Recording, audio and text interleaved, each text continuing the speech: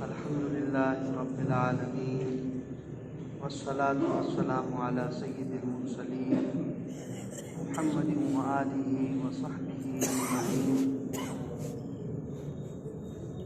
اما بعد، اعوذ باللہ من الشیطان الرجیم، بسم اللہ الرحمن الرحیم، ربنا انزل علينا مائدة من السماء تكون لنا عيدا لأولنا وآخرنا وآية منك وارزقنا وأنت خير الرازقين. قال الله إني منزلها عليكم فمن يكفر بعد منكم فإني أعذبه عذابا لا أعذبه أحدا من العالمين. وقال النبي صلى الله عليه وسلم ثلاثة كلهم ضامن على الله إن عاش رزق وكفي وإن مات أدخله الله الجنة. من دخل بيته فسلم فهو ضامن على الله ومن خرج إلى المسجد فهو ضامن على الله من خرج في سبيل الله فهو ضامن على الله. محترم عزیز اور دوستو، اللہ رب العزت نے ہمیں ایک مقصد کے تحت پیدا فرمایا، ایک مقصد کے تحت. ہمارے پیدا ہونے کا مقصد ہے، پرپس ہے، غرض ہے. وداؤٹ مقصد اور بغیر مقصد کے کائنات کے اندر کوئی چیز وجود میں نہیں ہے. یہ تو اشرف المخلوقات ہے. پھر یہ کیسے بے مقصد پیدا ہو سکتا ہے؟ اللہ قرآن میں فرماتے ہیں افحسبتم، کیا تم نے یہ گمان کر رکھا ہے؟ افحسبتم انما خلقناکم عبثا، کہ تمہاری پیدائش بے مقصد ہوئی. انما خلقناکم عبثا، کہ بیکار بے مقصد تم پیدا ہوئے. کیا یہ تمہارا گمان؟ وَأَنَّكُمْ إِلَيْنَا لَا تُرْجَعُونَ، اور تم ہمارے پاس لوٹ کر نہیں آؤ گے، لوٹائے نہیں جاؤ گے. اللہ نے ذہن کو صاف کر دیا. جتنے لوگ بھی قیامت تک اس عالم میں دنیا میں آنے والے ہیں، ہر ایک کے ذہن کو صاف کر کے رکھ دیا. خلقناکم عبثا، بے مقصد کوئی پیدا نہیں. بلکہ سورہ قیامہ میں فرمایا ایحسب الانسان ان یترک سدی، کہ انسان یہ گمان کرتا ہے کہ پیدا کر کے ایسے ہی چھوڑ دیا جائے گا. کہ انسان یہ گمان کرتا ہے کہ پیدا کر کے ایسے ہی چھوڑ دیا جائے گا. ان یترک سدی، مقصد ہے، ایک کام لینا ہے.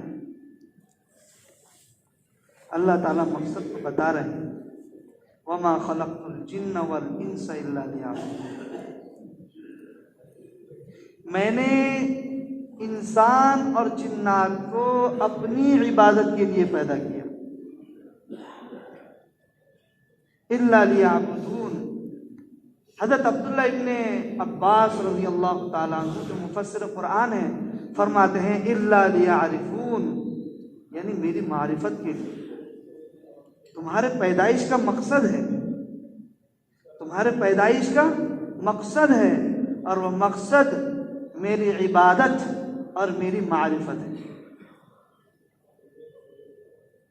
تو سوال یہ ہے کہ اللہ ہماری عبادت کا محتاج ہے؟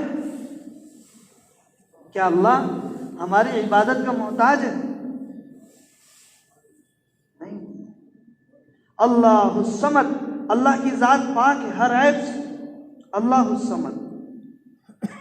بلکہ شاہ عبد القادر محدث دہلوی رحمۃ اللہ علیہ اس کا بڑا پیارا اور بڑا بہترین ترجمہ فرمایا. اللہ الصمد، اللہ نردھار ہے، اس کو کسی کے آدھار کی ضرورت نہیں، نردھار ہے. پوری کائنات مل کر بھی اس کی عبادت کرے، اس کے شان میں ذرہ برابر بھی بڑائی نہیں کر سکتے.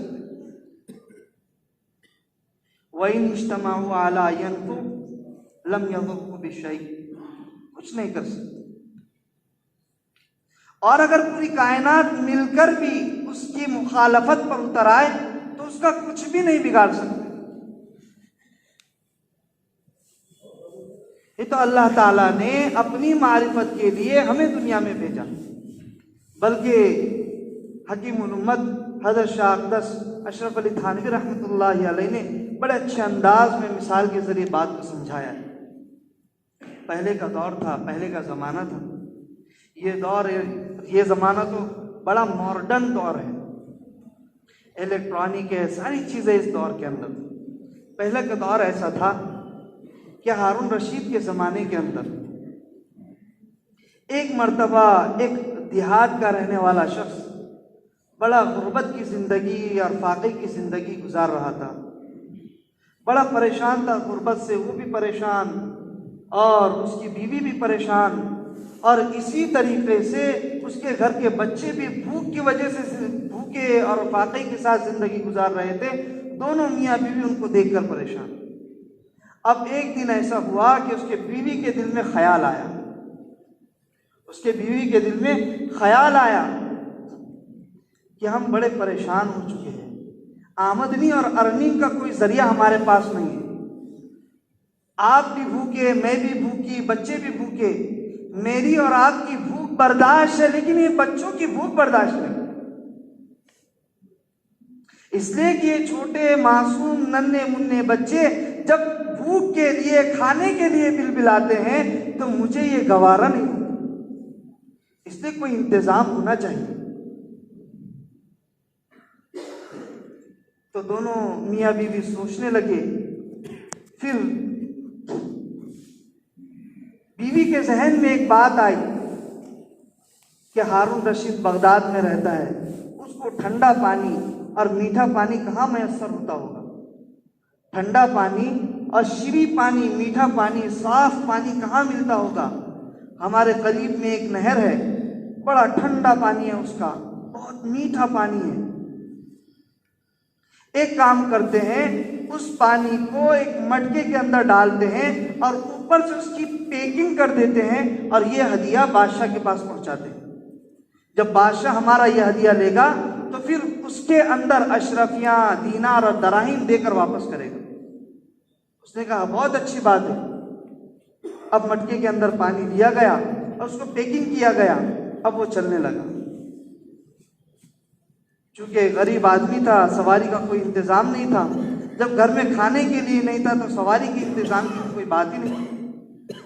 اب وہ چلنے لگا، بغداد سے کئی میل دور اس کا دیہات تھا، اس کی بستی تھی، اور چونکہ وہ زمانہ جو تھا تو آج کل کے جیسا روڈ سسٹم نہیں تھا وہاں پر، کہ آج تو ماشاءاللہ بہترین روڈ ہے، ایکسپریس ہائی وے بن چکے، قسم قسم کے ہائی وے بن چکے، یعنی آدمی فی گھنٹے میں کئی کلومیٹرز طے کر لیتا ہے۔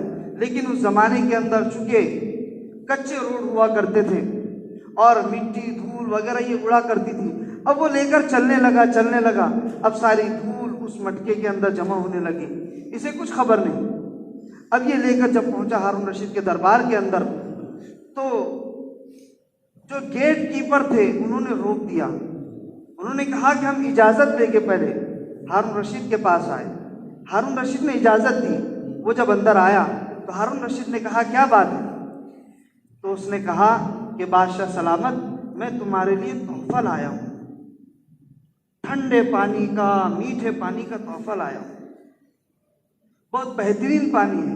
کہا اچھا ٹھیک ہے۔ اپنے سپاہیوں سے کہا لو اس کے ہاتھ میں سے ہدیہ اور کھولو اس کو۔ جب ہدیہ دیا گیا، جب کھولا گیا، جب پیکنگ ہٹائی گئی تو پانی کے اندر بدبو آ گئی تھی، بدبو ہونے لگی تھی اور پوری مٹی اور دھول جم گئی تھی اور وہ بدبو پورے دربار میں پھیل گئی۔ اس کو بڑی شرمندگی ہوئی کہ اب میرا کیا ہوگا؟ لیکن ہارون رشید تھا۔ ہارون رشید اگرچہ بادشاہ تھا لیکن علماء نے لکھا ہے 300 رکعت نفل پڑھا کرتا تھا، دیانت داری تھی، امانت داری تھی، دین کے مٹنے کا غم اس کے اندر تھا، آخرت کی فکریں اس کے اندر تھی، دین سے بڑا متاثر تھا، علماء سے بڑا متاثر تھا، اور دین کی باتوں کو لیتا تھا اور دین کی باتوں کو پہنچانے کا اہتمام کرتا تھا اور جماعتیں روانہ کرنے کا اہتمام کرتا تھا۔ تو ہارون رشید رحمۃ اللہ علیہ نے اس کا ہدیہ قبول تو کیا، لیکن جب وہ ہدیہ کھولا گیا پورے دربار میں بدبو ہو گئی، پورے دربار میں بدبو ہو گئی۔ اب سارے سپاہی اس کو دیکھنے لگے۔ ہارون رشید نے کہا بہت بہترین ہدیہ، حکم دیا کہ اس کے مٹکے کے اندر دراہم دنانیر ڈال دو، اور ایک کام کرنا، جب اس کو واپس لے جاؤ تو ہمارے دریا کے قریب سے گزارنا، جب اس کو واپس لے جاؤ تو ہمارے دریا کے قریب سے، دریائے فرات کے قریب سے گزارنا اس کو۔ اب اس کے مٹکے کو دراہم سے، دنانیر سے اور اشرفیوں سے بھر دیا گیا۔ اب پھر جب اس کو واپس لے جانے لگے تو جب دریا کے قریب سے جب وہ گزرنے لگا تو دیکھا کہ ٹھنڈی ٹھنڈی ہوائیں آ رہی ہیں۔ پھر بادشاہ نے یہ حکم بھی دیا تھا کہ دریا کا پانی بھی اسے پلا دینا۔ پھر ایک جگہ، ایک مقام پر رکے اور اس کو ٹھنڈا پانی پلایا گیا۔ جب اس نے پانی پیا تو پانی بڑا ٹھنڈا، بڑا شیریں، تو اسے اپنے دل ہی دل میں ندامت ہونے لگی، شرمندگی ہونے لگی، اور وہ یہ سمجھنے لگا، یہ کہنے لگا میں کتنا بدو ہوں، کتنا بے وقوف ہوں، کتنا ایڈیٹ ہوں میں، کہ میں یہ سمجھ رہا تھا کہ ہارون رشید کو ٹھنڈا اور میٹھا پانی میسر نہیں، جبکہ ایسا ٹھنڈا اور میٹھا پانی تو میں نے کبھی پیا نہیں۔ لیکن اس کا علم، اس کی بردباری اور اس کا صبر اور اس کا میرے ساتھ احترام کا معاملہ کرنا کتنا اچھا کہ اس نے میرے بدبودار پانی کو قبول کیا، میرے ہدیے کو ایکسپٹ کیا، میرے ہدیے کو لے لیا، لیکن مجھے کچھ نہیں کہا۔ علامہ اشرف علی تھانوی رحمۃ اللہ علیہ فرمایا کرتے تھے کہ اسی طرح قیامت کے دن ہر شخص کو، جس کو اپنے نیکی پر ناز ہے، جس کو اپنے عبادتوں پر ناز ہے، جس کو اپنے نمازوں پر ناز ہے، جس کو اپنے زکوٰۃ پر ناز ہے، جس کو اپنے حج پر ناز ہے، جس کو اپنے خیرات پر ناز ہے، جس کو اپنے گشتوں پر ناز ہے، جس کو اپنے محنتوں پر ناز ہے، جس کو اپنے بیانوں پر، تقریروں پر اور تشکیلوں پر ناز ہے، اس کو بھی قیامت کے دن بزرگان، اس کو بھی قیامت کے دن انبیاء کے سامنے سے گزارا جائے گا، انبیاء کے سامنے سے گزارا جائے گا۔ کیا آپ 2.5 گھنٹے لگاتے تھے، اس کو بہت اچھا سمجھتے تھے، گزارا جائے گا نوح علیہ السلام کے سامنے سے، دعوت قومی لیلا ونہارا۔ نوح علیہ السلام نے تو پورا دن، پورا رات سب کچھ وقف کر دیا۔ اپنے آپ کو بہت بڑے عابد سمجھتے تھے، اپنے آپ کو بہت بڑے داعی سمجھتے تھے، گزارا جائے گا انبیاء کے سامنے سے، گزارا جائے گا صحابہ کے سامنے سے۔ تو اللہ کو ہمارے عبادت کی ضرورت نہیں، اللہ الصمد، اللہ کی ذات پاک ہے، اللہ کی ذات بے نیاز ہے۔ یہ تو اللہ کا احسان ہے کہ اللہ تعالیٰ نے ہمیں اپنی عبادت کے لیے پیدا کیا، اور سب سے بڑا احسان یہ ہے کہ اللہ تعالیٰ نے ایمان دیا، ایمان کی نعمت کے ساتھ ساتھ ایمان کا ماحول عطا فرمایا۔ دوستو بہت بڑی نعمت ہے ایمان، بہت بڑی، یعنی ایسی نعمت ہے، یہ بے بدل نعمت ہے، اس کا کوئی الٹرنیٹ نہیں، کوئی الٹرنیٹ۔ ویسے تو بے شمار نعمتیں اللہ تعالیٰ نے اپنے بندوں کو دی، وَإِن تَعُدُّوا نِعْمَتَ اللَّهِ لَا تُحْصُوهَا، اگر تم اللہ کی ایک نعمت کو بھی شمار کرنا چاہو ہرگز شمار نہیں کر سکتے۔ یعنی اللہ تعالیٰ صرف ایک نعمت کے بارے میں بیان فرما رہے، ساری نعمتوں کے بارے میں نہیں۔ یعنی اللہ کی نعمتیں بندوں پر اتنی ہے کہ بندوں کے بس میں نہیں ہے کہ اس کو کاؤنٹ کر سکے۔ انکاؤنٹیبل نعمت ہے اللہ تعالیٰ کی بندوں، انکاؤنٹیبل۔ لیکن کچھ نعمتیں ایسی ہے کہ اللہ تعالیٰ نے بلا تفریق مذہب ہر ایک کو دی۔ دماغ ہے، دل ہے، آنکھ ہے، زبان ہے، ناک ہے، کان ہے، ہاتھ ہے، پیر ہے، یہ ایسی جنرل اور کامن نعمت ہے کہ اللہ تعالیٰ نے یہ نعمت مسلمان کو بھی دی ہے، یہ نعمت کافر کو بھی دی ہے، یہ نعمت یہودی کو بھی دی ہے، یہ نعمت نصرانی کو بھی دی ہے، یہ نعمت مجوسی کو بھی دی ہے، یہ نعمت ملحد کو بھی دی ہے، ناستک، دہری، ہر قسم کے شخص کو اللہ تعالیٰ نے یہ نعمت دی۔ اللہ تعالیٰ نے یہ نعمت ہر ایک کو دی ہے، لیکن ایمان ایسی نعمت ہے کہ اللہ تعالیٰ نے سلیکشن کیا اس کے اندر۔ ایمان ہر ایک کو نہیں دیا، ایمان کے لیے سلیکشن ہوا اللہ کے ہاں۔ یعنی جو مجمع ایمان کے ساتھ یہاں پر بیٹھا ہوا ہے، یہ اتنا قیمتی مجمع ہے کہ اس کا سلیکشن ہوا ہے، ایمان کی نعمت کے لیے، ورنہ ایمان نہیں کوئی عمل قبول نہیں، چاہے کتنا ہی بڑا عمل کیوں نہ ہو، چاہے وقت کے نبی کے بیٹے کا ہی عمل کیوں نہ ہو، قبول نہیں ایمان کے بغیر۔ ابن ابن لحی مکہ کا بہت بڑا تاجر، بزنس مین آدمی، مہاجر، بہت بڑا تاجر، اس کے بارے میں لکھا ہے کہ ایام حج میں 10,000 اونٹ صدقہ کیا کرتا تھا، 1 2 نہیں، 100 200 نہیں، 1,000 2,000 نہیں، 10,000 اونٹ۔ اور مورخین لکھتے ہیں کہ 1 اونٹ 1 کنٹینر کے برابر ہے، 1 ٹرک کے برابر ہے، یعنی جتنا 1 اونٹ پر سامان آتا ہے اتنا 1 ٹرک کے اندر آتا ہے۔ ایسے 10,000 اونٹ ماں ساز و سامان کے ایام حج میں خیرات کرتا تھا، صدقہ کر دیتا تھا، اور 10,000 فقیروں کے لیے کپڑوں کا انتظام کرتا تھا، اور ستو اور شہد کا شربت بنا کر ایام حج میں پلایا کرتا تھا۔ صحابہ کرام رضوان اللہ علیہم اجمعین نے نبی کریم صلی اللہ علیہ وسلم سے پوچھا کہ اللہ کے رسول صلی اللہ علیہ وسلم، عمرو ابن لحی زمانے جاہلیت میں اتنا کار خیر کرتا تھا، تو کیا اس کو اپنے اس کار خیر پر کوئی ثواب ملے گا، کوئی اجر ملے گا؟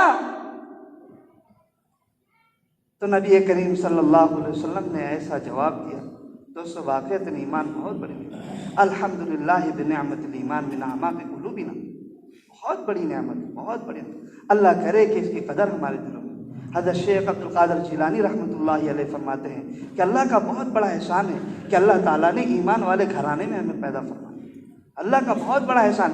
اگر اللہ تعالیٰ ایمان کی نعمت نہ دیتا، ایمان کے گھرانے میں پیدا نہ فرماتا، تو ہم اللہ سے حجت نہیں کر سکتے تھے، اللہ سے سوال نہیں کر سکتے تھے، اللہ سے یہ نہیں کہہ سکتے تھے کہ اللہ تو نے ہمیں ایمان کیوں نہیں دیا۔ اس لیے کہ اللہ جس گھرانے میں پیدا فرماتا تھا بس وہی ماحول مل جاتا تھا، اسی میں ہم مطمئن اور خوش ہو کر رہ جاتے۔ جیسے کہ آج کفر کے اندر لوگ، یہودیت کے اندر، نصرانیت کے اندر اور ہر قسم کے بے دینی کے اندر لوگ خوش ہو کر زندگی گزارتے، بہت بڑی نعمت، بہت بڑی نعمت۔ تو آپ صلی اللہ علیہ وسلم نے فرمایا کہ اگر اس کے پاس ایمان ہوتا تو اس کا سارا صدقہ، اس کا سارا کار خیر مقبول تھا، لیکن ایمان نہیں ہے، اس کا اس کو کوئی فائدہ نہیں، کوئی فائدہ نہیں۔ اس لیے اللہ تعالیٰ نے ایمان دیا، اور سب سے بڑی نعمت کہ اللہ تعالیٰ نے ایمان کا ماحول دیا، یہ اس سے بھی بڑی نعمت۔ ایمان تو ہے لیکن ایمان کا ماحول، یہ بڑی نعمت۔ حدیث میں نبی کریم صلی اللہ علیہ وسلم نے فرمایا کل مولود یولد علی الفطرہ، کہ ہر بچہ فطرت اسلام پر پیدا ہوتا ہے۔ کل مولود یولد علی الفطرہ فابواہ یحودانہ او ینصرانہ او یمجسانہ، والدین اگر یہودی ہے وہ یہودی بن جاتا ہے، والدین اگر نصرانی ہے نصرانی بن جاتا ہے، والدین اگر مجوسی ہے مجوسی بن جاتا ہے۔ یعنی ماحول یہودیت کا ملا یہودی بن گیا، ماحول نصرانیت کا ملا نصرانی بن گیا، ماحول مجوسیت کا ملا مجوسی بن گیا۔ تو ایمان دیا، ساتھ ساتھ اللہ تعالیٰ نے ماحول بھی عطا فرمایا۔ ویسا تو ہر پیدا ہونے والا بچہ اسلام کے ساتھ ہی پیدا ہوتا ہے۔ اللہ قرآن میں فرماتے ہیں الست بربکم، کیا میں تمہارا رب نہیں ہوں؟ الست بربکم، کیا میں تمہارا رب نہیں ہوں؟ اللہ نے عالم ارواح میں ہم سے سوال کیا تھا، اس وقت بیک وقت سارے لوگوں نے کہا تھا قالوا بلا، سبوں نے کہا تھا کیوں نہیں۔ اس وقت کوئی کاسٹ نہیں تھی، اس وقت مذہب کا کوئی گمان اور تصور نہیں تھا، کانن سب ایک ہی مذہب تھے، سب ایک ہی ملت پر تھے۔ بلکہ شیخ عبد القادر جیلانی رحمۃ اللہ علیہ فرماتے ہیں کہ عالم ارواح میں جب اللہ نے ہم سے عہد کیا تھا الست بربکم قالوا بلا، تو جتنے لوگوں نے کہا تھا قالوا بلا کیوں نہیں آپ ہمارے رب نہیں ہیں، تو وہ آواز آج تک میرے کانوں کے اندر گونجتی ہے۔ حضرت شیخ عبد القادر جیلانی رحمۃ اللہ علیہ۔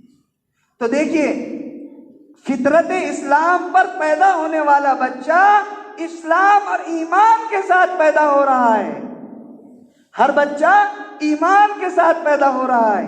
اس لیے کہ عالم امام غزالی رحمۃ اللہ علیہ نے لکھا ہے کہ کہ انسان ازلی نہیں ابدی ضرور ہے. انسان ازلی نہیں ہے لیکن ابدی ضرور ہے. انسان کا تصور پہلے سے نہیں تھا بلکہ اللہ تعالیٰ نے اس کو پیدا کیا. حضرت آدم علیہ نبینا علیہ الصلوۃ والتسلیم کو پیدا کیا. اب انسان ابدی ہے. انسان کو موت نہیں ہے. اب اللہ کے حکم سے اب وہ زندہ رہے گا. ہاں عالم کے اندر چینجنگز آئیں گے, ٹرانسفارمیشنز عالم کے اندر آئیں گے. پہلے عالم ارواح تھا, عالم ارواح میں تھا, اب صلب پدر میں آئے گا, رحم مادر میں آئے گا, عالم دنیا میں آئے گا, عالم برزخ میں جائے گا, عالم محشر میں جائے گا اور اس کا فیصلہ ہوگا. موت نہیں ہوگی اس میں. تو اللہ تعالیٰ نے ایمان دیا, ایمان کے ساتھ ایمان کا ماحول عطا فرمایا. تو ہر پیدا ہونے والا بچہ فطرت اسلام پر اور ایمان پر پیدا ہوتا ہے, ایمان پر. لیکن کیا ہوا؟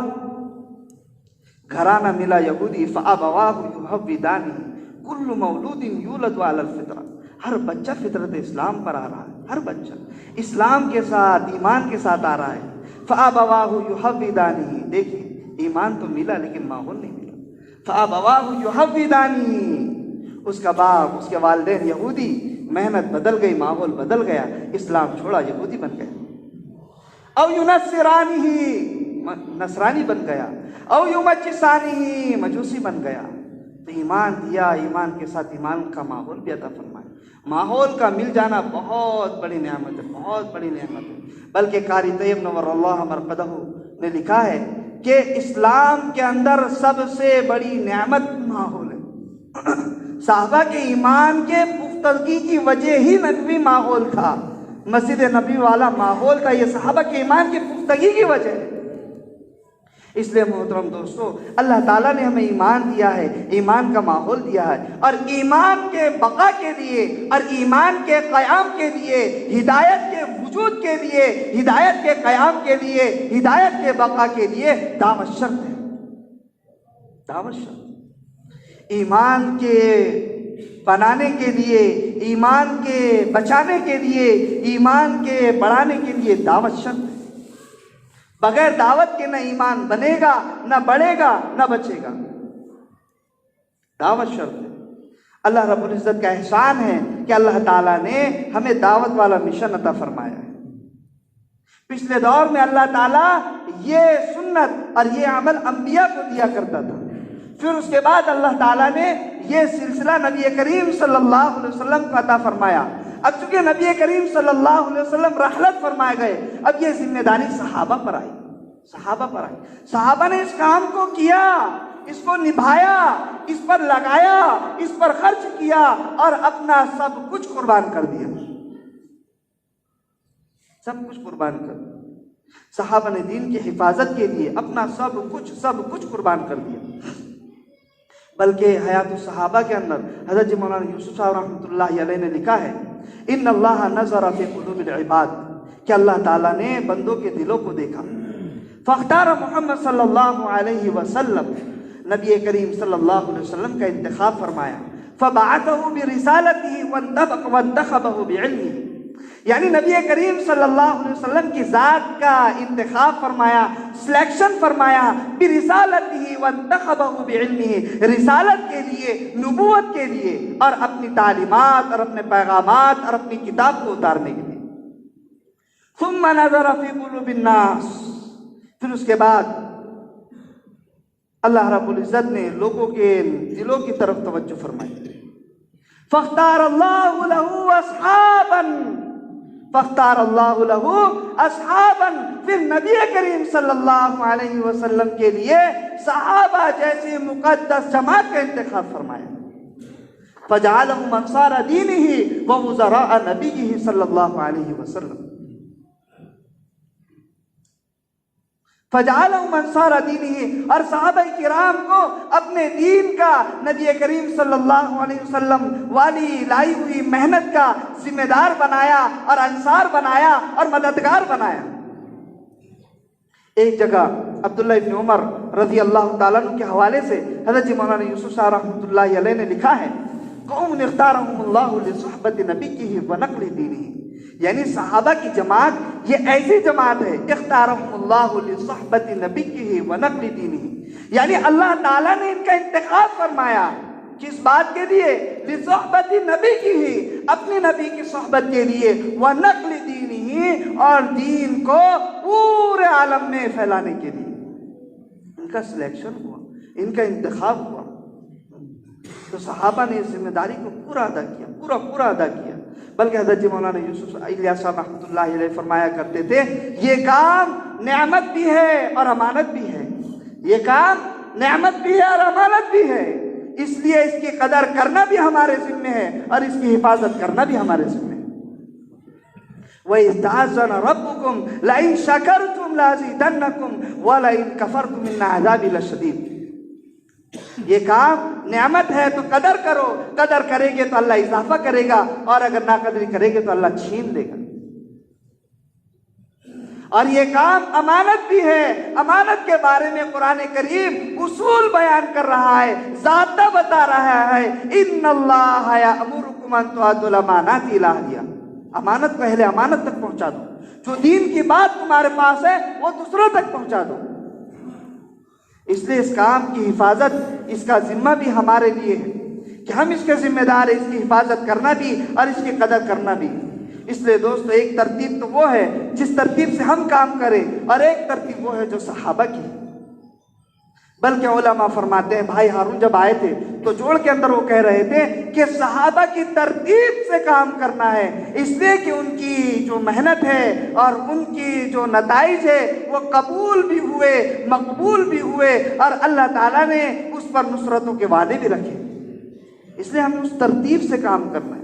صحابہ کی جو محنت ہے وہ قبول ہوئی، مقبول ہوئی، اور اللہ کے ہاں وہ عند اللہ ایسی مقبول ہوئی کہ اللہ تعالیٰ نے وعدے اور نصرتیں اور رحمتیں اور ہدایتیں اور برکتیں اس محنت کے ساتھ جوڑا ہے۔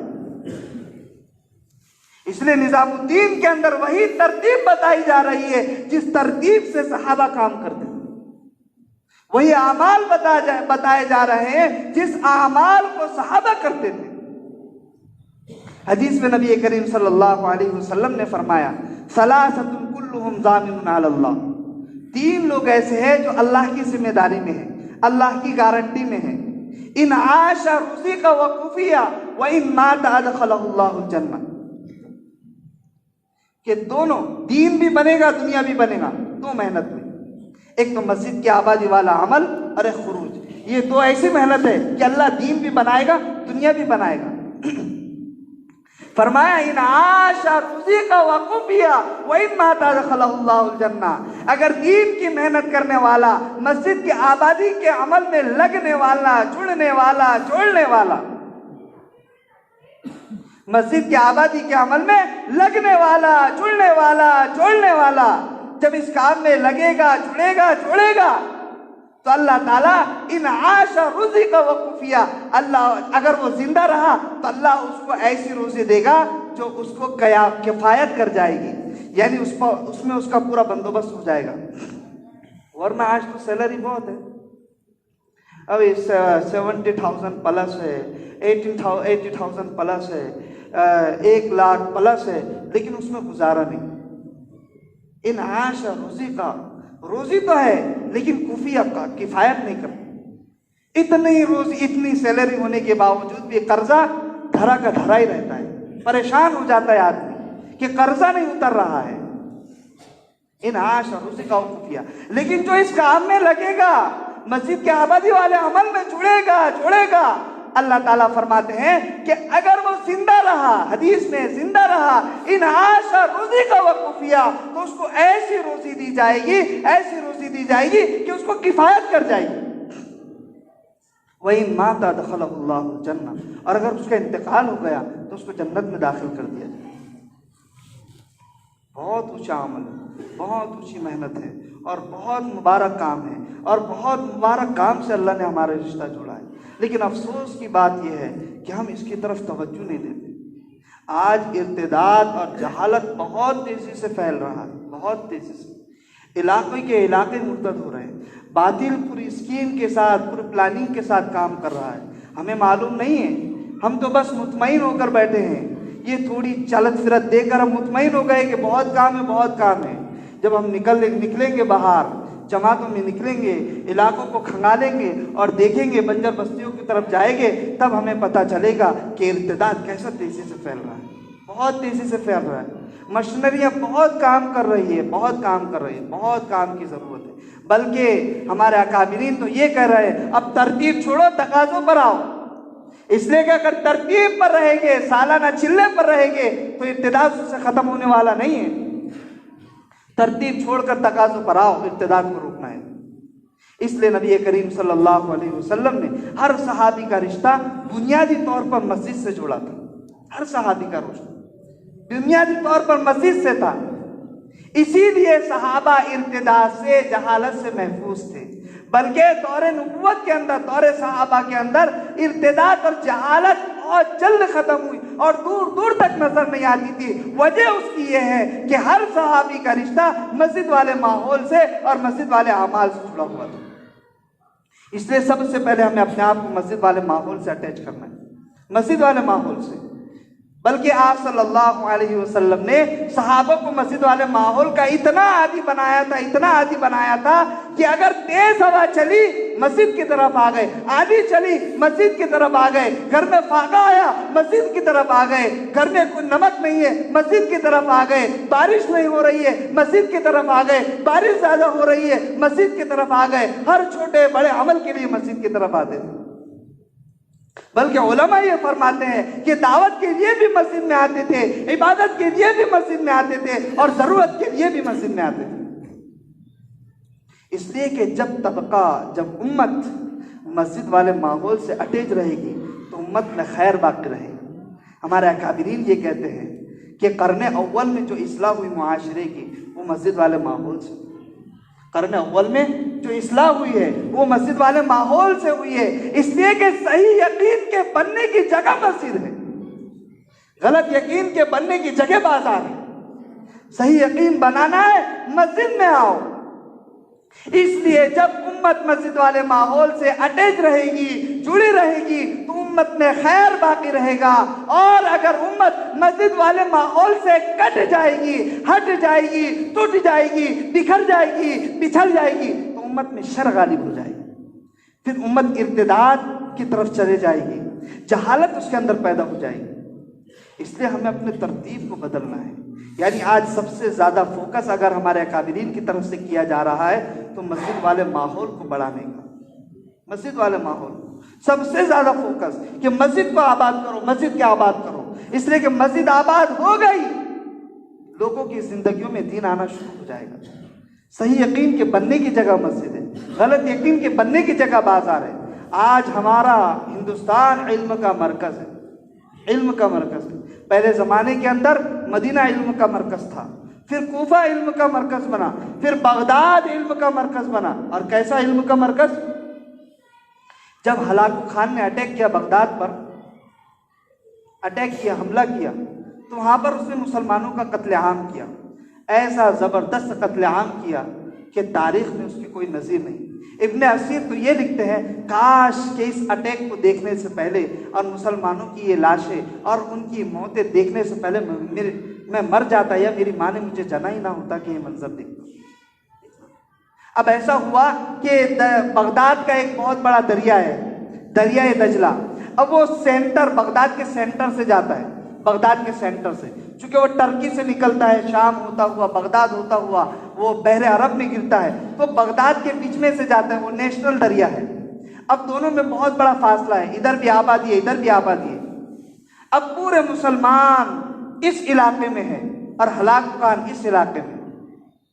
اب مسلمانوں نے وہ پل توڑ دیا، اب ہلاکو خان کو اس جگہ جانا ہے، تو اس نے سوچا کہ کس طریقے سے جانا چاہیے، وقت زیادہ نہیں ہے، کوئی اسکیم ذہن میں ہو۔ تو اس کے ساتھیوں نے کہا کہ اس علاقے کے اندر جتنے کتب خانے ہیں، کتابیں ہیں، وہ ساری کتابوں کو دریا میں ڈال دو، پل بن جائے گا، اپن گزر جائے گا۔ اب آپ اندازہ لگائیے دریا کتنا بڑا ہو، جو نیشنل دریا ہو یعنی ملک کا سب سے بڑا دریا ہو تو اس کی گہرائی کا اور اس کی گہرائی کا کیا عالم ہوگا۔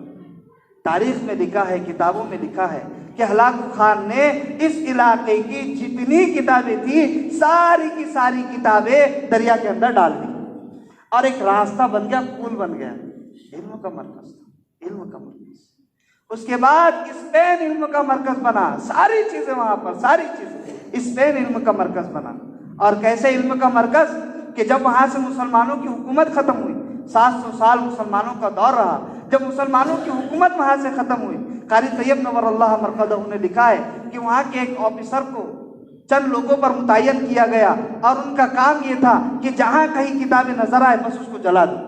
تو پورے اسپین کی کتابیں جلانے کے لیے 90 سال لگے، 90 ایئرس، 90 سال پورے اسپین کی کتابوں کو جلانے کے 90 سال لگے، علم کا مرکز۔ اور آج ہندوستان علم کا مرکز ہے، دیوبند یہاں پر ہے، نظام الدین یہاں پر ہے، اور خانقاہیں یہاں پر ہے، اور جگہ جگہ نایاب نادر ساری کتابیں یہاں پر ہے۔ لیکن افسوس کی بات یہ ہے کہ ارتداد بھی سب سے زیادہ یہاں پر ہو رہا ہے، جہالت بھی یہاں پر ہے۔ وجہ یہ ہے کہ امت مسجد والے ماحول سے ہٹ گئی، کٹ گئی۔ نظام الدین کے اندر فجر کی نماز میں ارتداد کی الگ خبریں آ رہی ہے، ظہر کی نماز میں ارتداد کی الگ خبریں آ رہی ہے، عصر کی نماز میں ارتداد کی الگ خبریں آ رہی ہے۔ بس ارتداد ہی ارتداد ہو چکا ہے، بہت ارتداد ہو رہا ہے۔ اور جہالت کا تو یہ عالم ہے، علم کا مرکز ہے لیکن جہالت کا یہ عالم ہے کہ یو پی کے ایک علاقے کی کارگزاری آئی کہ 8 مہینے گزر گئے، 8 مہینے گزر گئے۔ وہاں جب انتقال ہو جاتا تھا تو مردوں کو بغیر نماز جنازہ کے دفن کیا جاتا ہے۔ اس لیے علماء کا کہنا یہ ہے کہ اس زمانے کے اندر ارتداد کو روکنے کے لیے، جہالت کو روکنے کے لیے ہمیں وہی عمل کرنا ہے جو صحابہ نے کیا۔ حضرت جی مولانا یوسف صاحب رحمۃ اللہ علیہ فرمایا کرتے تھے کہ ساری ذاتوں کے لیے جو نمونہ ہے وہ آپ صلی اللہ علیہ وسلم کی ذات ہے، اس لیے کہ ہمارے لیے آئیڈیل اور رول ماڈل تو آپ صلی اللہ علیہ وسلم کی ذات ہے، اور یہ ساری ذاتیں اس نمونے پر آ جائے اس کے لیے مسجد والا معمول ہے۔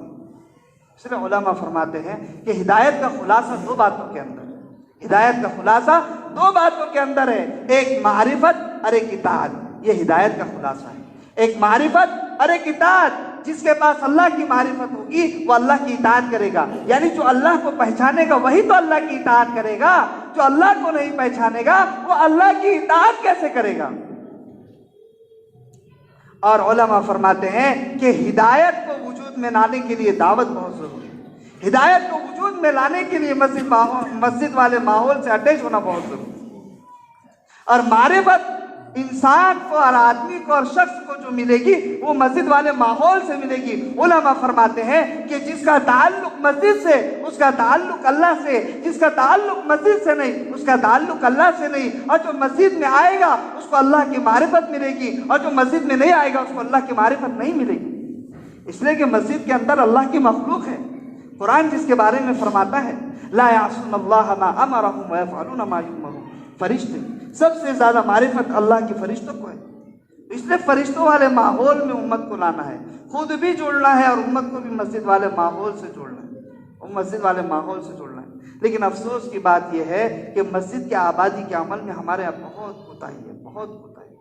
بلکہ شب گزاری کی جو مقاصد ہے اس کے مقاصد میں سے ایک مقصد یہ ہے کہ ہم اپنی مسجد کو 24 گھنٹے آباد کریں، کارگزاری لے۔ ابھی جوڑ ہوا تھا تو جوڑ میں کہا گیا تھا کہ جتنے بھی شہر کے مساجد ہیں ان مساجد کو مسجد نبوی کی طرز پر لانے کی فکریں کرو اور ان کی کارگزاری لو، جائزہ لو کہ تمہاری مسجدیں کتنے وقت آباد ہے اور کتنے وقت خالی ہے۔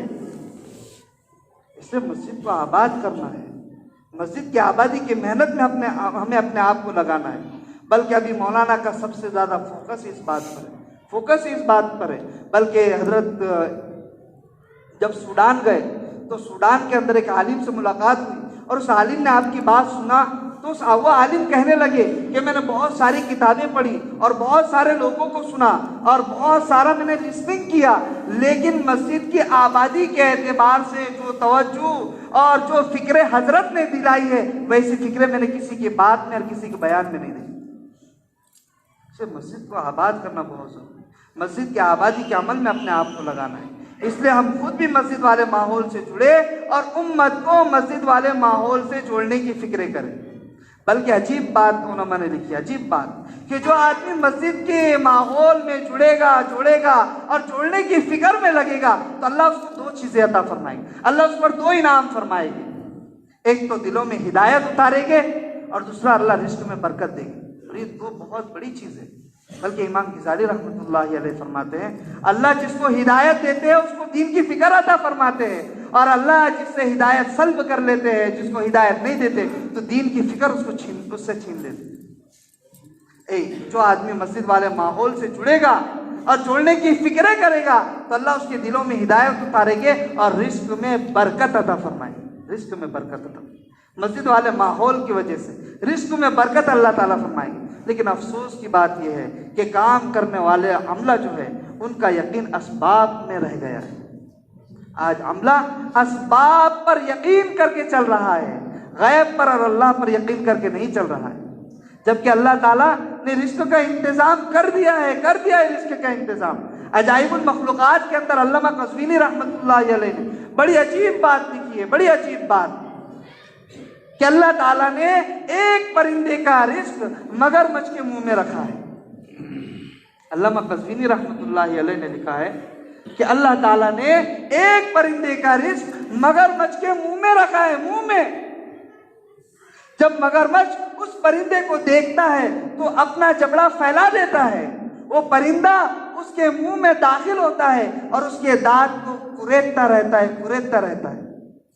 اب پرندہ اپنا پیٹ بھرتا ہے اور مگرمچھ کو سکون ملتا ہے، تسلی ملتی ہے، مگرمچھ کو سکون مل رہا ہے، تسلی مل رہی ہے اور پرندے کا پیٹ بھر رہا ہے، اور مگرمچھ کی خواہش یہ ہے کہ بس یہ کریدتا رہے اور مجھے تسلی اور سکون ملتا رہے،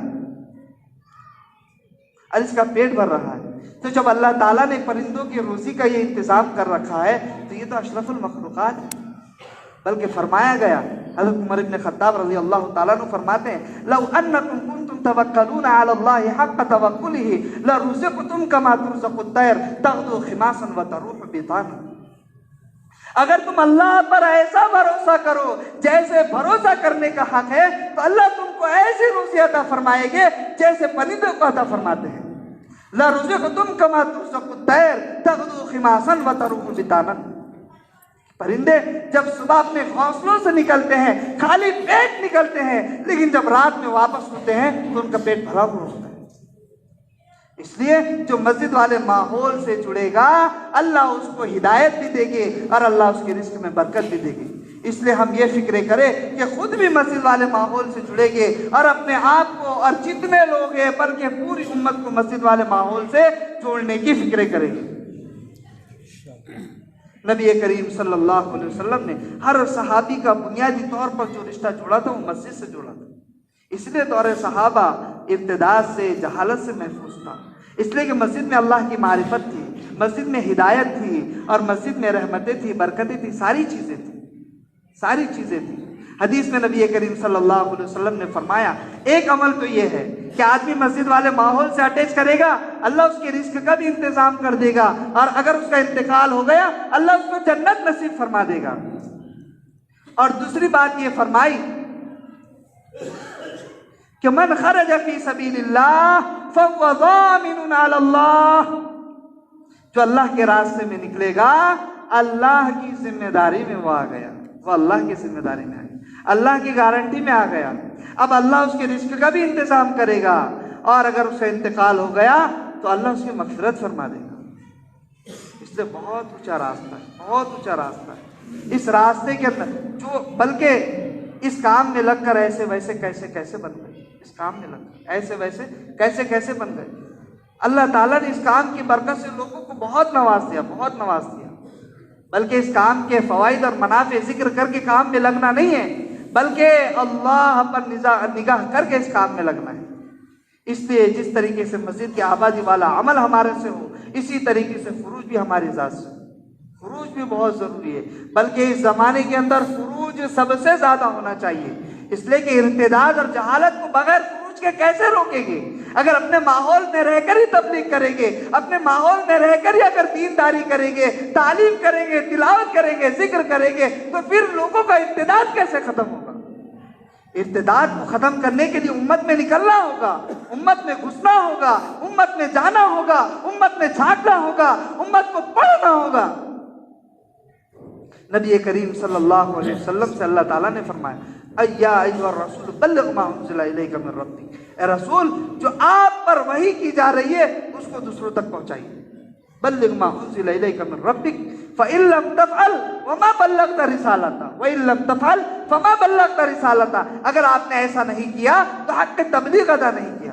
اب دیکھیے نبی کریم صلی اللہ علیہ وسلم نے کیسی فکریں کی، کیسی محنتیں کی، بہت فکریں اور بہت محنتیں کی، بلکہ جو 600 سالہ جو کفر تھا، 600 سال کا جو ارتداد تھا، 600 سال کا جو تاریکی والا ماحول تھا، اور 600 سال کا جو اندھیرا تھا، اور 600 سال کی جو ظلمات تھی، وہ صرف 23 سال کے عرصے میں آپ نے ختم کی۔ آپ اندازہ لگائیے محنت کی سطح کیا تھی آپ کی، محنت کی دھن کیا تھی آپ کی، فکریں کیا تھی آپ کی، توجہ کیا تھی آپ کی، کہ 23 سال کے اندر پورا ارتداد، پورا کفر، پورا فسق، پورا فجور ختم کر دیا۔ اب اتنا کچھ ختم کرنے کے بعد، اتنی محنت کرنے کے بعد، اب آپ پوچھ رہے ہیں حجۃ الوداع کے موقع پر ایھا الناس انہ لا نبی بعدی ولا امۃ بعدی، اے لوگو ایھا الناس انہ لا نبی بعدی، میرے بعد کوئی نبی نہیں ہے، ولا امۃ بعدکم، اور تمہارے بعد کوئی نئی امت پیدا ہونے والی نہیں ہے۔ کل قیامت کے دن تم سے میرے بارے میں پوچھا جائے گا۔ احساس و ذمہ داری، احساس ذمہ داری کا، بہت بڑی ذمہ داری، معمولی ذمہ داری نہیں ہے، بہت بڑا کام اللہ تعالیٰ نے ہمیں دیا ہے، بہت بڑا کام دیا ہے اللہ تعالیٰ۔ حضرت مولانا یوسف صاحب رحمۃ اللہ علیہ کا ملفوظ ہے کہ جو اس کام میں لگے گا تو اللہ تعالیٰ اس کو سب سے ادنا فائدہ اور انعام یہ دے گا کہ اس کا خاتمہ ایمان پر ہو جائے، اس کا خاتمہ ایمان پر ہو جائے۔ ورنہ دوستوں کتنی محنت کرے، اگر خاتمہ ایمان پر نہ ہو تو پھر کیا، کچھ نہیں، خاتمہ ایمان پر ہو جائے گا۔ اللہ تعالیٰ حضرت موسیٰ علیہ السلام کے زمانے کے اندر ایک بڑھیا نے حضرت موسیٰ علیہ السلام سے کہا کہ میں ایک چیز، حضرت موسیٰ علیہ السلام کو کسی چیز کی ضرورت تھی، تو حضرت موسیٰ علیہ السلام نے مجمع سے سوال کیا بھئی اگر کسی کو معلوم ہو تو وہ بتا دے۔ تو بڑھیا نے کہا مجھے معلوم ہے، میں بتاؤں گی لیکن ایک شرط کے ساتھ۔ کہا کیا شرط ہے؟ کہ میری شرط یہ ہے کہ میرا خاتمہ ایمان پر ہو، اور جنت میں جس درجے میں آپ ہو اس درجے میں میں بھی ہوں۔ حضرت موسیٰ علیہ السلام نے فرمایا کہ یہ تو میرے بس سے باہر ہے، اس لیے کہ تیرا خاتمہ ایمان پر میں نہیں کر سکتا، اور جنت میں وہ درجہ میں تجھے نہیں دلا سکتا۔ حضرت موسیٰ علیہ السلام اللہ کی طرف متوجہ ہوئے اور کہنے لگے کہ اللہ اس بڑھیا کا سوال ہے، میں کیا کروں؟ اللہ تعالیٰ نے فرمایا تم قبول کر لو، ہم پورا کر دیں گے، تم قبول کر لو، ہم پورا کر دیں گے۔ وہ بڑھیا یہ بھی تو کہہ سکتی تھی کہ مجھے سونا چاہیے، مجھے چاندی چاہیے، مجھے مکان چاہیے، مجھے کھیتی چاہیے۔ کیا کہا کہ مجھے بس ایمان پر میرا خاتمہ۔ تو سب سے ادنا انعام اللہ یہ دے گا کہ اس کا خاتمہ ایمان پر ہو جائے۔ بہت بڑی محنت ہے، بہت بڑی محنت، بہت مبارک کام ہے، بہت مبارک کام ہے۔ دل کھول کر لگے، دل کھول کر لگے، خوب خرچ کرے۔ بلکہ حضرت مولانا سعید احمد خان صاحب مکی رحمۃ اللہ علیہ فرمایا کرتے تھے کہ اللہ آپ صلی اللہ علیہ وسلم نے ایسی امت پیش کی ہے، ایسی جماعت امت کے سامنے پیش کی ہے کہ آپ آنکھ بن کر کے جس کسی صحابی پر بھی انگلی رکھ دو گے تو اس کا جذبہ یہی ہوگا کہ میرا دین پر میرا مال اور میرا جان لگ جائے، دین پر میرا مال اور میرا جان لگ جائے، اس کا جذبہ یہی ہوگا۔ تو بہت اونچا کام، بہت مبارک۔ صحابہ نے اس کو سمجھا، اس لیے اس پر سب کچھ لگایا۔ بس ہمارا کام ہے کہ ہم اس کو سمجھ میں آئے تو بھی کریں، سمجھ میں نہ آئے تو بھی کریں۔ بس اس کام کو کرنا ہے، توجہ کے ساتھ کرنا ہے۔ نبی کریم صلی اللہ علیہ وسلم مجمع سے پوچھ رہے ہیں کل قیامت کے دن تم سے میرے بارے میں پوچھا جائے گا، کل قیامت کے دن تم سے میرے بارے میں پوچھا جائے گا تو تم کیا جواب دو گے؟ ایک قول کے مطابق، ایک ٹریڈیشن کے مطابق 1,24,000 کا مجمع، اور ایک قول کے مطابق 1,44,000 کا مجمع تھا، مختلف ٹریڈیشن ہے۔ تو پورے مجمع نے کہا قد بلغت واتیت ونصحت، یعنی پورے مجمع نے پکار کر کہا کہ آپ نے تو تبلیغ کا حق ادا کر دیا۔ اب نبی کریم صلی اللہ علیہ وسلم اپنی نگاہوں کو آسمان کی طرف اٹھا رہے ہیں، اور اپنی انگلی کو آسمان کی طرف اٹھایا اور مجمع کی طرف جھکاتے ہوئے 3 بار فرمایا اللہم اشہد اللہم اشہد اللہم اشہد۔ اے اللہ تو گواہ رہنا، اے اللہ تو گواہ رہنا، اے اللہ تو گواہ رہنا۔ یہ مجمع کیا گواہی دے رہا ہے؟ پہلے تو مجمع سے اقرار کروایا اور مجمع کے اقرار پر اللہ کو گواہ بنایا، مجمع کے اقرار پر اللہ کو گواہ بنایا کہ اللہ یہ گواہی دے رہے ہیں کہ میں نے وہ ذمہ داری پوری کر دی۔ عزیز دوستو، بہت بڑی ذمہ داری ہے۔ علماء نے لکھا ہے کہ جس طریقے سے نبی کریم صلی اللہ علیہ وسلم نے تبلیغ کا حق ادا کر دیا، اسی طریقے سے صحابہ کرام نے بھی حق تبلیغ ادا کر دیا، حق تبلیغ صحابہ نے بھی ادا کر دیا۔ عقبہ ابن نافع رضی اللہ تعالیٰ عنہ کے بارے میں آتا ہے کہ کئی ہزار کی جماعت لے کر آپ نکلے، حجۃ الوداع کے بعد کئی ہزار کی جماعت لے کر نکلے، پھر آپ نے محنتیں کی اور ملکوں کو کھڑا کیا، ملکوں کو کھڑا کیا۔ اس لیے ہمارا ہر ساتھی قیمتی، ہر ساتھی پر ہماری نگاہ ہو، ہر ساتھی پر ہماری توجہ ہو، ہم کسی ساتھی کو حقیر نہ سمجھے، حقیر سمجھ کر نہ چھوڑے۔ آج کا وہ شرابی ہے، کل جا کر بشر حافی بنے گا، آج کا چور ڈاکو چکا بدماش ہے، کل جا کر وہ فضیل ابن عیاض بنے گا۔ اس لیے ہمارے اس کام کے اندر حقارت نہیں ہے، بلکہ جو حقارت کے ساتھ اس کام کو کرے گا تو اللہ اس کو کسی کی ہدایت کا ذریعہ نہیں بنائے گا۔ اس لیے ہمارا ہر ساتھی قیمتی ہے، بلکہ مزاج نبوت یہ ہے، مزاج صحابہ یہ ہے کہ نشاندہی کر کر کے محنت کرے، صلاحیت کو نکھار کر دیکھ کر محنت کرے۔ اس لیے کہ ہم نہیں جانتے یہ مجمع جو بیٹھا ہوا ہے، ایک ایک آدمی کتنے لوگوں کے ہدایت کا بیج اس کے اندر چھپا ہوا ہے، ہم نہیں جانتے۔ نبی کریم صلی اللہ علیہ وسلم نے فرمایا الناس معادن کمعادن الذهب والفضة، کہ جس طریقے سے زمین کے اندر سونے کی کانیں ہوتی ہے، چاندی کی کانیں ہوتی ہے، ایلومینیم کی کانیں ہوتی ہے، تانبے کی کانیں ہوتی ہے، پیتل کی کانیں ہوتی ہے، کوئلے کی کانیں ہوتی ہے، پیٹرول کے ذخائر ہوتے ہیں، گیس کے ذخائر ہوتے ہیں، اسی طریقے سے ایک ساتھی کے اندر، ایک انسان کے اندر اللہ تعالیٰ نے ایسی صلاحیت رکھی ہے کہ کوئی کسی علاقے کی ہدایت کا سبب بنے گا، کوئی کسی ملک کے ہدایت کا سبب بنے گا، اور نہ جانے کوئی کس کے ہدایت کا سبب بنے گا۔ اس لیے ہر ساتھی پر محنت، ہر ساتھی پر توجہ، ہمارا ہر ساتھی قیمتی۔ عقبہ ابن نافع رضی اللہ تعالیٰ عنہ نکلے، حق کے تبلیغ ادا کر دیا صحابہ نے، حق کے تبلیغ، بلکہ قوم اختارهم اللہ لصحبۃ نبیہ ونقل دینہ، یعنی یہ جماعت بھی ایسی تھی کہ اس کا انتخاب، اس کا سلیکشن اس لیے ہوا کہ نبی کی صحبت اور اللہ کے دین کو پوری دنیا میں پھیلانا، پوری دنیا میں پھیلانے کے لیے اس کا انتخاب ہوا۔ تو حضرت عقبہ ابن نافع رضی اللہ تعالیٰ عنہ محنت کرتے کرتے تیونس پہنچے، الجیریا پہنچے اور مراکش پہنچے۔ آج آپ دیکھیے افریقہ کے جو علاقے تیونسیا، الجیریا کہا جاتا ہے، آج مسلمان یعنی مسلم پاپولیشن 97% اور کسی ملک کے اندر 87% اور کسی ملک کے اندر 90% ہے، یعنی پورا مسلم ممالک۔ بس ایک صحابہ کی محنت پر پورا ملک کھڑا ہوا، ایک صحابہ کی محنت۔ تو حضرت عقبہ ابن نافع رضی اللہ تعالیٰ عنہ محنت کرتے کرتے تیونس، الجیریا اور محنت کرتے کرتے آپ مراکش پہنچے، مراکش پہنچے۔ اب چونکہ مراکش کے بعد کیسپین سی لگ جاتا ہے، بحر الکاہل، کیسپین سی، بحر الکاہل یعنی سمندر لگ جاتا ہے۔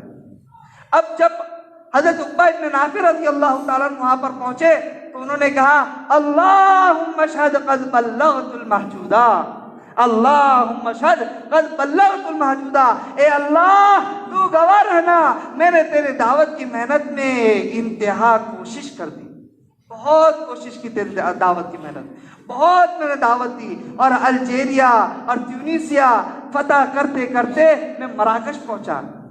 لیکن افسوس یا عاشفہ، جملہ کہا یا عاشفہ، یا عاشفہ، کیسی فکروں کے ساتھ وہ ملکوں میں گئے، کیسی فکروں کے ساتھ کہ جیسے سمندر دیکھا کہا یا عاشفہ، ہائے افسوس اس سمندر نے میرا راستہ روک دیا، ہائے افسوس اس سمندر نے میرا راستہ روک دیا۔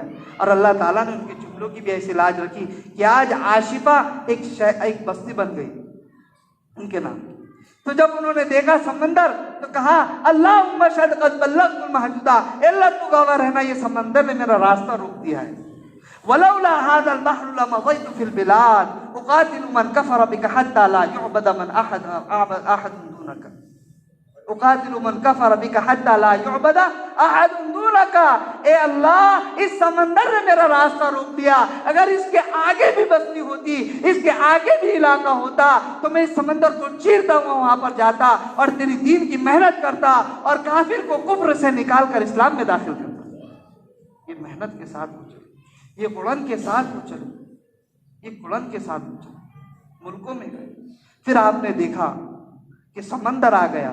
اب آپ نے اپنے گھوڑے کو پانی میں اتارا، پھر اپنی تلوار کو میان سے نکالا اور آسمان کی طرف بلند کیا اور فرمایا اللہم انی لمخرج بطرا ولا عسرا، اللہم انی لمخرج بطرا ولا عسرا. اے اللہ تو جانتا ہے میں فخر و غرور کی نیت سے نہیں نکلا، میں اپنے نیت میں صادق ہوں، میرا مقصد ہے تیری دین کی سربلندی، میں تو تیری دین کی سربلندی کے لیے نکلا ہوں. اللہم انی لمخرج بطرا ولا عسرا انما نطلب السبب الذي طلبه عبدك ذو القرنین وهو ان تعبد ولا یشرک بک شیئا. کہ اللہ میں تو اس لیے نکلا ہوں کہ جو مقصد اور جو پرپس ذوالقرنین کا تھا وہی مقصد وہی پرپس میرا ہے. کہ جیسے ذوالقرنین کی کوشش تھی، اس کی تمنا تھی کہ پوری دنیا کے اندر اللہ کی وحدانیت کا رواج پڑ جائے اور سارے لوگ اللہ کے وحدانیت پر آ جائے، بس میں بھی یہی فکرے لے کر نکلا کہ پوری دنیا اور پوری انسانیت اس محنت سے جڑ جائے. میں بھی یہ محنت، یہ کام لے کر نکلا، میں بھی یہ فکرے لے کر نکلا. تو صحابہ کے ایسے فکرے تھے.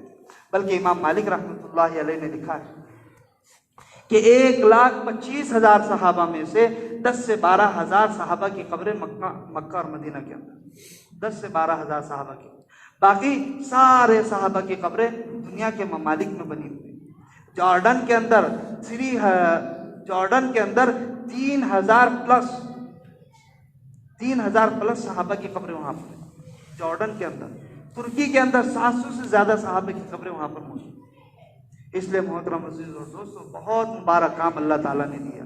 لیکن عجیب حال یہ ہے کہ ہمارے غفلت بہت ہے. ہمیں خروج بھی کرنا ہے اور مقامی اعمال بھی جڑنا ہے، مسجد کے آبادی والا عمل بھی کرنا ہے اور خروج کے اعتبار سے بھی ہمیں خوب محنت کرنی ہے.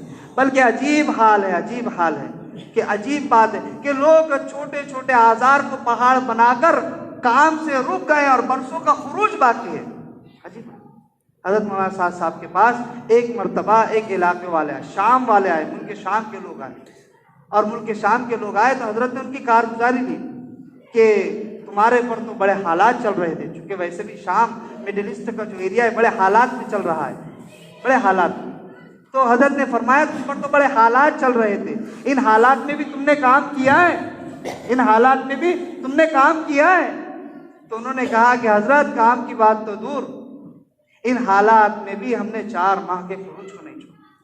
ان حالات حضرت نے کہا کہ اتنی بمباری ہو رہی تھی، ان حالات میں تم نے خروج کیا 4 ماہ کا. انہوں نے کہا ہاں حضرت، کیا ہم ایسا کرتے تھے کہ جب ہمارا وقت پورا ہو جاتا، جب ہم ترتیب کے مطابق نکلتے تھے، تاریخ آ جاتی تھی تو ہم اپنی بیوی اور بچوں کو پہاڑ کی غاروں میں لے جا کر چھوڑ دیتے تھے اور پانی کا انتظام کر دیتے تھے، پتوں کا انتظام کر دیتے تھے، اوپر سے پتے ڈھانک دیتے تھے اور ہم خروج میں نکل جاتے، ہم خروج کرتے. تو لوگ ایسے حالات میں کام کر رہے ہیں.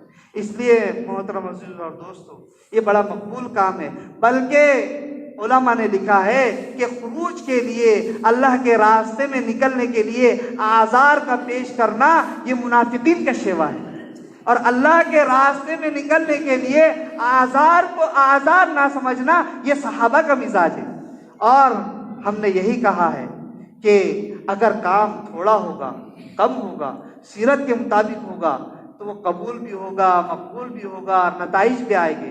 اور کام بہت زیادہ ہوگا، سیرت کے روشنی میں نہیں ہوگا، ترتیب پر نہیں ہوگا تو کوئی نتائج آئے گے نہیں، کوئی نتائج نہیں ہے. اس لیے کہ اللہ کی مدد، اللہ کے وعدے صحابہ والی محنت کے ساتھ ہے. اسی لیے فرمایا گیا وَإِن تُطِيعُوا تَهْتَدُوا، اطاعت کے ساتھ اللہ نے ہدایت کو جوڑا ہے. اطاعت کے ساتھ، اگر اطاعت ہے تو ہدایت ہے، اطاعت نہیں ہے تو ہدایت نہیں ہے. ہمارے کام کی بنیاد ہی اطاعت ہے، ہمارے کام کی بنیاد اطاعت پر ہے، صلاحیتوں پر نہیں ہے. کہ اللہ صلاحیتوں کی بنیاد پر نہیں اٹھائیں گے بلکہ اطاعت کی بنیاد پر اٹھائیں گے. دیکھا جائے گا کہ کتنی اطاعت ہے. اطاعت ہے تو اللہ بڑھائے گے، ترقی دے گے، اور اگر اطاعت نہیں ہے تو اللہ پھر ہٹا دے گے راستے سے. وقت کا نبی ہے، اس کا بیٹا ہے، اطاعت نہیں، اللہ نے ہٹا دیا. وقت کے نبی کا باپ ہے، ہدایت نہیں، اطاعت نہیں، اللہ نے ہٹا دیا۔ وقت کے نبی کی بیوی ہے، ضرب اللہ مثلا للذین کفروا امرأۃ نوح وامرأۃ لوط، کہ وقت کے نبی کی بیوی ہے لیکن اطاعت نہیں، اللہ نے ہٹا دیا۔ اس لیے اطاعت کے ساتھ اس کام میں چلنا ہے، اطاعت کے ساتھ۔ اور ہمارے لیے نمونہ جو ہے وہ صحابہ ہے، ہمیں صحابہ کے اتباع پر، ان کی اطاعت پر چلنا ہے، صحابہ کے اتباع پر۔ حضرت مولانا یوسف صاحب رحمۃ اللہ علیہ فرماتے ہیں، ہے تو صحابہ کے اندر ایک حدیث لکھی ہے، فما رآہ المؤمنون حسن فهو عند اللہ حسن وما رآہ المؤمنون قبیح فهو عند اللہ قبیح، یعنی جو چیز، جو عمل صحابہ کے ہاں اچھا وہ عمل اللہ کے ہاں اچھا، اور جو عمل صحابہ کے ہاں برا وہ عمل اللہ کے ہاں برا۔ اب خروج سے رکنا یہ صحابہ کے ہاں برا ہے، تو یہی عمل اللہ کے ہاں برا ہے۔ اس لیے صحابہ اللہ کے راستے میں نکلے۔ حضرت ابو ایوب انصاری رضی اللہ تعالیٰ عنہ کے بارے میں آتا ہے کہ ان کی عمر 90 سال سے کراس کر گئی تھی، یعنی 90 سال سے زیادہ ان کی عمر ہو چکی تھی۔ اب تقاضا آیا کچھ دنیا کا، حضرت ابو ایوب انصاری رضی اللہ تعالیٰ عنہ نکلے اللہ کے راستے، یعنی سن ہجری 52 کے اندر نکلے اللہ کے راستے، سن ہجری 52 میں۔ حضرت مولانا منصور نعمانی نے معارف الحدیث کے اندر بھی یہ روایت نقل کی ہے، اسی طریقے سے سیر من اعلام النبلاء کے اندر بھی یہ روایت موجود ہے کہ حضرت ابو ایوب انصاری رضی اللہ تعالیٰ عنہ جب اللہ کے راستے میں نکلے تو آپ نے کہا کہ اگر میرا انتقال ہو جائے تو میرا جنازہ ساتھ لے کر چلنا، اور جہاں تمہارا آخری قیام ہو وہاں مجھے دفن کر دینا۔ ایسا اہتمام تھا خروج کا، ایسا اہتمام۔ اس لیے ہمیں بھی خروج کا ایسا اہتمام کرنا اور ملکوں میں جانا ہے۔ اس لیے کہ حضرت مولانا یوسف صاحب رحمۃ اللہ علیہ فرمایا کرتے تھے کہ اس امت کو جو محنت کا میدان دیا گیا ہے وہ انبیاء والی محنت کا میدان دیا، امام الانبیاء والی محنت کا میدان دیا ہے۔ اس لیے ہمارے نیتوں میں، ہمارے دعاؤں میں، ہمارے محنتوں میں، ہمارے ارادوں میں پورا عالم ہے، پورا عالم، پورا عالم ملکوں میں نکلنا ہے۔ اب لکھا ہے کتابوں کے اندر کہ اب قافلہ چل رہا تھا، دوران سفر حضرت ابو ایوب انصاری رضی اللہ تعالیٰ عنہ کا انتقال ہو گیا۔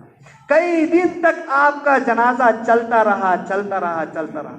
جب ترکی پہنچے تو پھر حضرت کو وہاں پر دفن کیا گیا۔ تو صحابہ کی ایسی فکریں تھی، ایسے جذبات تھے۔ اس لیے ہمیں بھی اللہ کے راستے کے خروج کا اہتمام کرنا ہے۔ بلکہ ہمارے اکابر، ہمارے علماء تو یہ فرماتے ہیں کہ خروج ماسٹر چابی ہے۔ جس طریقے سے تالا بنانے والے کے پاس ایک ماسٹر چابی ہوتی ہے، ہر قسم کے تالے اس کے پاس کھل جاتے ہیں، اسی طریقے سے خروج ماسٹر چابی ہے۔ بند گشتوں کے تالے کھلیں گے، مقامی اعمال کے اندر جو جمود آ گیا ہے اس کے تالے کھلیں گے، یعنی ہر اعتبار سے ہمارے عمل میں جان پیدا ہوگی خروج کے بعد۔ اس لیے ہمیں خوب خروج کرنا ہے۔ اللہ تعالیٰ نے خروج میں بہت برکتیں رکھی ہے، بلکہ علماء کا ارشاد اس زمانے کے اعتبار سے یہ ہے کہ سب سے زیادہ خروج، اس لیے کہ ارتداد اور جہالت کو دور کرنے کے لیے خروج کا اہتمام بہت ضروری ہے۔ صحابہ آزار کو آزار سمجھ کر نہیں رکتے تھے۔ حضرت عبداللہ ابن ام مکتوم رضی اللہ تعالیٰ عنہ جب تقاضا آیا اللہ کے راستے میں نکلنے لگے تو کسی نے کہا کہ آپ کیوں جا رہے ہیں اللہ کے راستے میں؟ اس لیے کہ آپ تو نابینا ہیں، آپ تو اندھے ہیں، آپ کو تو نظر نہیں آتا، وہاں تو جنگ کرنا ہے، وہاں تو مقابلہ کرنا ہے، آپ کس کام آئیں گے؟ آپ سے کیا ہوگا؟ بڑا عجیب جواب دیا، بڑا عجیب جواب دیا، بڑا عجیب۔ فرمایا کہ میں لڑ نہیں سکتا، مقابلہ نہیں کر سکتا، لیکن کم از کم میں اللہ کے راستے میں نکلوں گا تو مسلمانوں کی تعداد میں تو اضافہ ہو جائے گا۔ صحابی لنگڑے عمرو ابن جموح معذور ہے لیکن پھر بھی اللہ کے راستے کا خروج کر رہے۔ اس لیے دوستو ہمیں خروج کرنا ہے۔ بلکہ مولانا یعقوب صاحب یہ کہہ رہے تھے کہ دور صحابہ کے اندر جماعتیں بنائی نہیں جاتی تھی بلکہ بھیجی جاتی تھی، یعنی ہر صحابی تیار تھا، ہر صحابی تیار تھا۔ بلکہ آج جو دین کی ریل پیل اور چلت پھرت ہے وہ خروج کی برکت ہے۔ اس لیے ہمیں خروج کرنا ہے اور اب اپنے ترتیب پر باقی نہیں رہنا ہے بلکہ ترتیب کو چھوڑ کر تقاضوں پر آنا ہے، تقاضوں پر چلنا ہے۔ پہلے ہم 4 ماہ دیتے تھے، اب سالانہ 6 ماہ دیتے، 2 ماہ نظام الدین کے لیے اور 4 ماہ اللہ کے راستے کے لیے۔ اس لیے ہمیں خروج کی بھی پابندی کرنی ہے۔ امت کے ارتداد کو اور جہالت کو ختم کرنے کے لیے خروج بہت ضروری ہے اور ملکوں میں جانا ہے، ملکوں میں جانا ہے۔ ہم امام الانبیاء والی محنت کے میدان بنا کر بھیجے گئے، امام الانبیاء والی محنت ہمیں دی گئی ہے۔ اس لیے ملکوں میں جانا ہے اور ملکوں کو جا کر ہدایت پر کھڑا کرنا ہے، ملکوں میں جا کر۔ اس لیے ہر شخص اپنی ترتیب بنائے۔ بلکہ جوڑ کے اندر بھائی ہارون کہہ رہے تھے کہ جب وہ کارگزاری لے رہے تھے تو دوران کارگزاری کہہ رہے تھے کہ میں آپ کی مسجد کی کارگزاری دیکھ رہا ہوں، بڑی اچھی کارگزاری، بڑی پیاری کارگزاری، بڑی پیاری بڑی اچھی کارگزاری نظر آئی، دیگر علاقوں کے مقابلے میں دیکھ رہا ہوں کہ تمہاری کارگزاری بہت اچھی ہے، یعنی تمہاری ایک ایک مسجد کے اندر وہ استطاعت ہے کہ وہ ملکوں میں جا کر کام کھڑے کر سکتی ہے، ملکوں میں جا کر کام کھڑے کر سکتی ہے، اور ایک ایک مسجد وار جماعت کے اندر اور ایک ایک مسجد کے اندر وہ طاقت اور وہ استطاعت ہے تو وہ بیرون کی مکمل جماعت بنا سکتی ہے، بیرون کی مکمل جماعت۔ ماشاءاللہ برار ہے، ابرار ہے، سارے تقاضے پورے ہو رہے ہیں، لیکن کسی نہ کسی درجے میں بیرون کے اعتبار سے بہت پیچھے ہے۔ ہمیں بیرون کے تقاضوں کو پورا کرنا ہے، ملکوں میں جانا ہے۔ آج بیرون ممالک کا حال بہت خراب ہے، بہت خراب، ارتداد بہت تیزی سے پھیل رہا ہے، ناستک دہریت پن اور الحاد بہت تیزی سے پھیل رہا ہے، ان کی ذمہ داری بھی ہمارے اوپر ہے۔ امام غزالی رحمۃ اللہ علیہ فرمایا کرتے تھے کہ اگر کسی علاقے کے اندر کوئی شخص کفر پر مر جاتا ہے تو اس کی پوچھ پوری امت مسلمہ سے ہوتی ہے، اس لیے کہ ایک ایک شخص پورے عالم کا ذمہ دار ہے، اور پورا عالم ایک ایک شخص کا ذمہ دار ہے۔ اس لیے دوستو ہمیں اپنی ترتیبیں بنانی ہے، بلکہ ترتیب سے اٹھ کر تقاضوں پر کھڑا ہونا ہے اور ملکوں میں جانے کے عزائم کرنے ہیں۔ اس لیے بتاؤ کون کون تیار ہے؟ فاطمہ بتائے بھائی،